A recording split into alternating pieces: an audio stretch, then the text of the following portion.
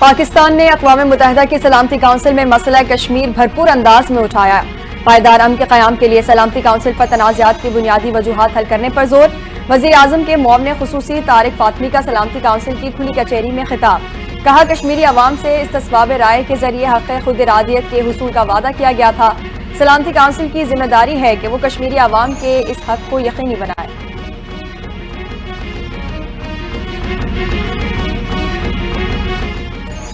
Army chief general Syed Asim Munir کی والدہ ماجدہ رضا الہی سے وفات پا گئیں۔ اللہ باری تعالیٰ مرحومہ کے درجات بلند اور جنت میں اعلیٰ مقام عطا فرمائے۔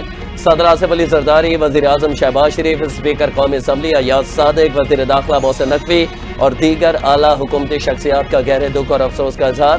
صدر آصف علی زرداری نے مرحومہ کے لیے بلند درجات اور سوگوار خاندان کے لیے صبر جمیل کی دعا کی۔ وزیر اعظم نے کہا کہ سوگوار خاندان کے دکھ میں ہم برابر کے شریک ہیں۔ اسپیکر ایاز صادق نے کہا کہ والدین قدرت کا انمول تحفہ ہے، بچھڑنا ایک ناقابل تلافی نقصان ہے۔ وزیر داخلہ محسن نقوی اور وزیر اعلیٰ پنجاب مریم نواز کا بھی جنرل سید عاصم منیر اور ان کے خاندان کے ساتھ دلی ہمدردی کا اظہار۔ سینئر وزیر سندھ شرجیل انعام میمن کا بھی آرمی چیف کی والدہ کے گہرے دکھ کا اظہار۔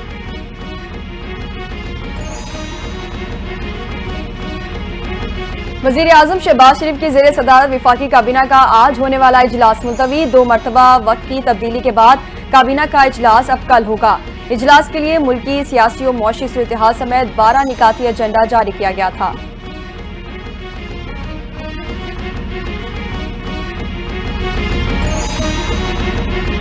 وزیر اعلیٰ خیبر پختونخوا علی امین گنڈاپور کے ناقابل ضمانت وارنٹ گرفتاری برقرار۔ ڈسٹرکٹ اینڈ سیشن کورٹس اسلام آباد میں علی امین گنڈاپور کے خلاف آڈیو لیک کیس کی سماعت۔ علی امین گنڈاپور کے وکیل راجہ ظہور الحسن ایڈوکیٹ عدالت میں پیش ہوئے۔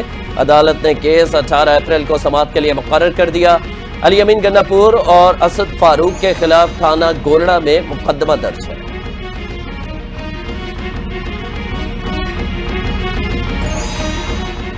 وزیر اعلیٰ پنجاب مریم نواز نے گندم اگانے والے کاشتکاروں کے لیے 1000 مفت ٹریکٹر دینے کی اسکیم کا باضابطہ افتتاح کر دیا۔ مریم نواز نے بٹن دبا کر گندم اگاؤ انعامی اسکیم کے لیے ڈیجیٹل قراردادی کی۔ سب سے پہلا ٹریکٹر بہاول نگر کی خاتون کاشتکار کوثر پروین کے نام نکلا۔ مریم نواز نے خود فون کر کے کامیاب کاشتکاروں کو مفت ٹریکٹر ملنے کی مبارکباد دی۔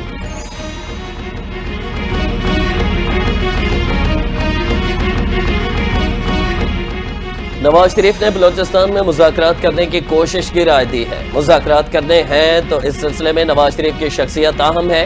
مسلم لیگ نون کے نائب صدر خرم دستگیر کا بیان۔ کہا جعفر ایکسپریس واقعے میں معاملہ ناراض بلوچوں کا نہیں بلکہ دہشت گردی کا ہے۔ اس سلسلے میں عسکری اپروچ ناگزیر ہے۔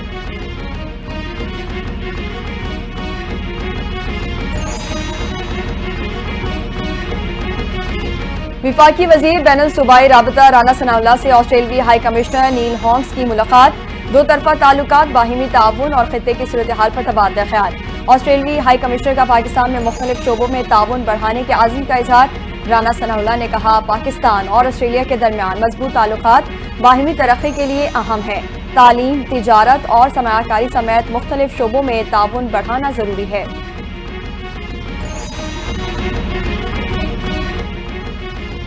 پاکستان پیپلز پارٹی آج سندھ بھر کے تمام اضلاع میں 6 کنال منصوبے کے خلاف احتجاجی مظاہرے کرے گی۔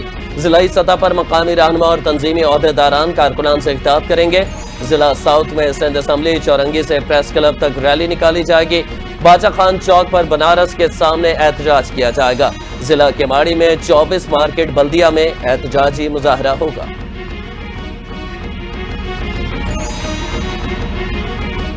شب قدر کی تلاش، مسجد الحرام اور مسجد نبوی میں تیسری طاق رات پر خصوصی عبادات کا اہتمام۔ 25 لاکھ سے زائد نمازیوں کی شرکت، نوافل ادا کیے۔ مسجد الحرام اور مسجد نبوی کی چھتوں، صحن، ارد گرد چہراہوں، کلاک ٹاور میں نمازیوں کا بھرپور رش۔ طواف اور عمرے کے بعد نماز تراویح، قیام اللیل اور اجتماعی دعاؤں کے لیے نمازیوں کی بڑی تعداد شریک۔ زائرین کے تحفظ کے لیے 20,000 پبلک سیکیورٹی فورس کے اہلکار مصروف عمل رہے۔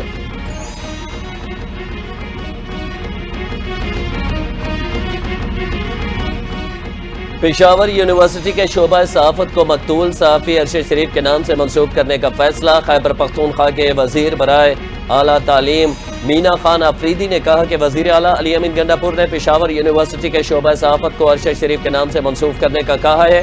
وزیر اعلیٰ کے اعلان پر جلد کام شروع کیا جائے گا۔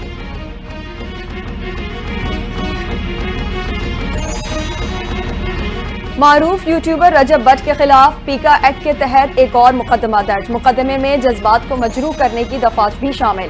ایف آئی آر میں رجب بٹ کی جانب سے نیا پرفیوم متعارف کرانے کا بھی ذکر۔ پولیس کا کہنا ہے کہ ملزم کے خلاف قانون کے مطابق کارروائی عمل میں لائی جائے گی۔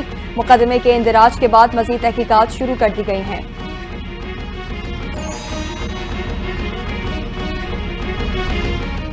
کراچی والوں میں جوش پیدا کرنے کے لیے خالد مقبول حیدرآباد والوں کو کراچی بلا لیں۔ حیدرآباد میں گورنر سندھ کامران ٹیسوری کا خطاب، کہا حیدرآباد والوں کا جوش و ولولہ دیکھنے کے لائق ہے۔ جوش دیکھ کر سوچ رہا ہوں کہ حیدرآباد میں گورنر ہاؤس ہونا چاہیے۔ گورنر ہاؤس یہاں ہوگا تو دروازے 24 گھنٹے کھلے ہوں گے۔ یہاں کے 50,000 بچے آئی ٹی کورس کریں گے۔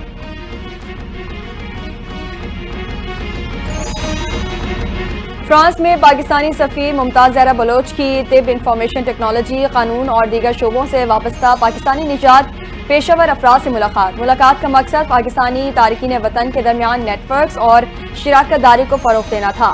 ممتاز زہرا بلوچ کی پاکستانی نژاد پیشہ ور افراد کی مہارت، اختراعات اور ثقافتی اثر و رسوخ کی تعریف، فرانس میں پاکستانی سفارت خانے کے مکمل تعاون کی یقین دہانی بھی کرا دی۔ غزہ میں اسرائیلی فوج کی وحشیانہ کارروائیاں، بے گھر فلسطینیوں کے خیموں اور اسپتالوں پر بمباری، 24 گھنٹوں میں ایک صحافی سمیت مزید 61 فلسطینی شہید۔ اسرائیلی فوج نے رفح کا محاصرہ کر لیا، ہزاروں فلسطینی محصور ہو کر رہ گئے۔ اسرائیل میں نیتن یاہو حکومت کے خلاف بڑا مظاہرہ، غزہ جنگ بندی معاہدے کی بحالی کا مطالبہ بھی کر دیا۔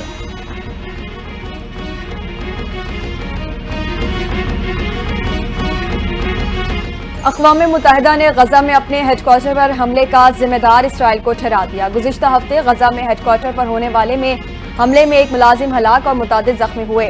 ترجمان سیکریٹری جنرل اقوام متحدہ کا کہنا ہے 19 مارچ کو دیر البلاح میں اقوام متحدہ کے کمپاؤنڈ کو نشانہ بنانے والے حملے اسرائیلی ٹینک کی جانب سے کیے گئے تھے۔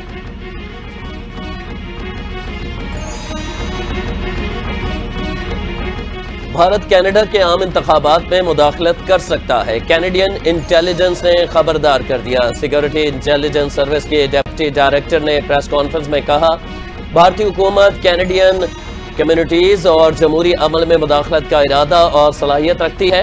ریاست مخالف عناصر انتخابات میں مداخلت کے لیے مصنوعی ذہانت سے فائدہ اٹھا رہے ہیں۔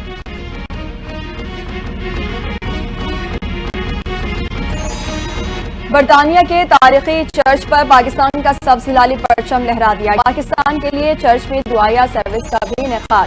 پاکستانی ہائی کمشنر ڈاکٹر محمد کہا قابل فخر لمحات ہے کہ پاکستان کا پرچم لہرایا گیا۔ تقریب سے پاکستان اور برطانوی یکجہتی کا اظہار ہوتا ہے۔ پاکستان کے استحکام اور سلامتی کے لیے دعا کرتے ہیں۔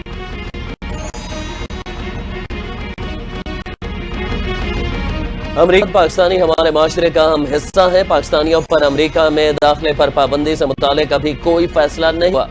امریکی وزارت خارجہ کی اردو کی ترجمان مارگریٹ نے واضح کر دیا، کہا صدارتی حکم نامے کے تحت ویزا پروگرام پر اثر نو نظر ثانی کی جائے گی۔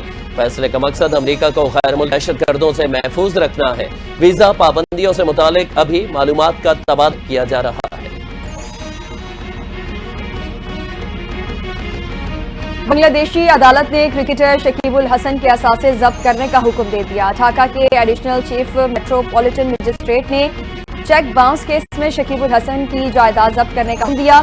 شکیب نے 2016 میں بنگلہ دیش میں ستکھیرا میں ایک ایکڑ کا بنایا تھا جو 2021 سے غیر فعال ہے۔ مذکورہ چیکس بینک سے لیے گئے قرض کی ادائیگی کے لیے تھے جو شکیب کے اس کمپنی نے بینک سے لیا تھا۔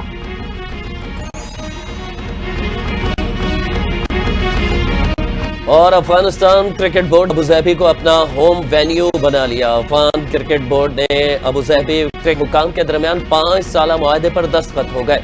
2025 سے 2029 تک افغانستان کرکٹ ٹیم کے کیمپس اور ہوم میچز ابوظہبی میں ہوں گے۔ معاہدے کے تحت اے سی بھی متحدہ عرب امارات کے مختلف اسٹیڈیمز میں سینئر ٹیم کی 2 طرفہ سیریز کا انعقاد جاری رکھے گا۔